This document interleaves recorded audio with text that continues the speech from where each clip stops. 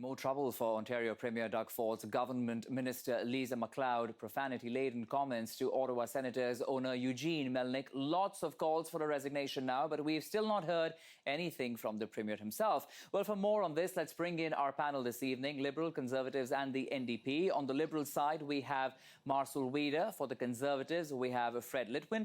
And for the NDPs, we have Robin Sears. Good evening, gentlemen, and thanks for joining us. Thank you. Good evening. Great to be here.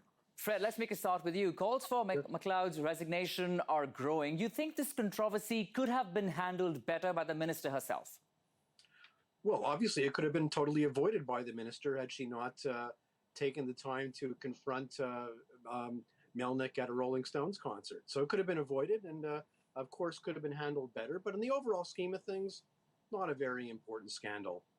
Not a very important scandal. Ooh. Okay, Marcel, Wow. she has apologized, as we know, and Melnyk is all ready to move ahead. He says, let the matter rest for now. How do you think this will shape up? Do you think it's going to all end, or are we looking at the pressure to continue? No, it's not going to end. And this is a continuous pattern that the minister has had. She's, again, used the autism file where she's said she's moved from the minister of tears to the minister of cheers. Now she's done this with Melnyk. She's really a loose cannon and a real problem for the Ford government. A loose cannon, a real problem for the Ford government. Robin, what's your thought? Because we haven't heard much from the Premier himself. And the fact that there are calls for her resignation, how do you see this really playing out in the next couple of days? I think the challenge for the government here is that if this were a one-off or the first-time bad incident, it would probably blow away over the summer. But these things become cumulative over time, and these guys are really acquiring the reputation of the gang and couldn't shoot straight. I don't think they'll fire her tomorrow, but I would be surprised if she were around for the fall.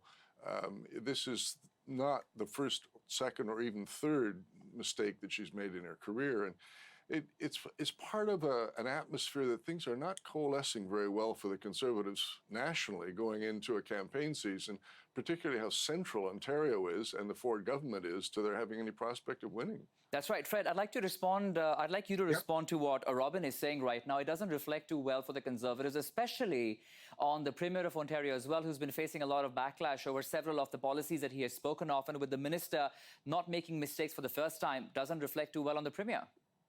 Well, you have to remember the backdrop of a previous government that left us $350 billion in debt with a $15 billion deficit. That's a scandal. That's a really big scandal. And so the Ford government has to actually address that. And of course, that leads to very unpopular decisions. But Fred, many would say you're trying to shift the goalposts. The issue today we are dealing with is actually Lisa and how the Premier has spoken on it. And my point that I started with is this scandal of Lisa MacLeod is very, very minor compared to the scandal of leaving Ontario with $350 billion of debt and a $15 billion deficit. Let's talk about some real issues. Well, let's talk about that number that you keep throwing out. The reality is that the Ford government is spending $40 million more this year every day than the previous government did. So the reality is that this government is spending a heck of a lot more money than the previous government, and yet you want to cite the previous government's spending habits. I find that hard to believe. But and Robin, I think most Ontarians also don't. Okay, one by one. Robin, this is where I need to step in and understand. Isn't it simple for leaders, strategists to try and shift the goalposts from the issue? The issue at hand right now is that the Premier needs to set an example. He needs to set things right. Unfortunately, we haven't heard from him. So perhaps if we saw the Prime Minister taking some action, in some cases we've seen in the last few months, should there be any action from the Premier himself? Robin. You know a government is losing when they're in the second year of their mandate and talking about the mistakes of their predecessor. Mr. Ford has unfortunately become the most unpopular premier in Ontario faster than any in history. They're in very serious trouble. And I think it's probably wise for him to stay below the radar because every time he raises his head above it, he seems to make another mistake. And you put that in the context of what's just happened to he and Mr. Kenney in losing these two court battles over carbon pricing, and then these kind of little hiccups along the way. This isn't the way you want to set up a federal election campaign. Okay, gentlemen, this is not the only issue that we're dealing with today, since there's so much happened in the last 1 week. But of course, we'll see how this week shapes up when it comes to Lisa MacLeod. But let's talk about Alberta politics now. The province will now hold a public inquiry, as we know, into the environmental groups that are foreign funded. Premier Kenney accuses them of trying to keep Alberta's oil and gas from reaching new markets. So let's make a start with you, Marcel. Alberta is set, as we said, to spend about $2.5 million to fund this year-long public inquiry in this foreign-funded attacks, as he calls it. You think this will yield any results? Absolutely nothing. It's a witch hunt with no real end in sight. You know, to do a study, most of the groups are already publicly known, and people like the Pembina Institute and Greenpeace are well-known actors in this space. When Canada was concerned about acid rain back in the 70s and 80s, and they had campaigns that were directed at the U.S., I didn't hear any hue and cry about that. And so if people are opposed to the oil sands now, I don't see what that's going to yield. This is just an excuse for Kenney to create a fictitious enemy that he can poke holes at. They have no statute in terms of being able to compel any witnesses to come to Alberta to testify. Nobody's going to show up at their hearings.